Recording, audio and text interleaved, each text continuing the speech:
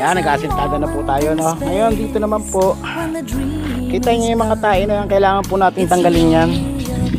Ano? Yan. Kailangan po yan alisin para pag nagpalitada po tayo ay hindi na papaluin pa ng martilyo. At siyempre para manipis din yung ating palitada, no? Kasi ang hinahabol natin yung hindi maaksayang materyales. Yan. Tanggalin po natin yan. Ilagay, gawin palaman.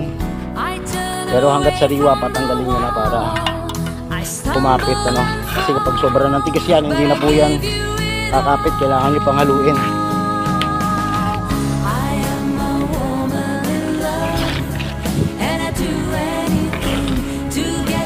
Yan. Siyempre pati yung likod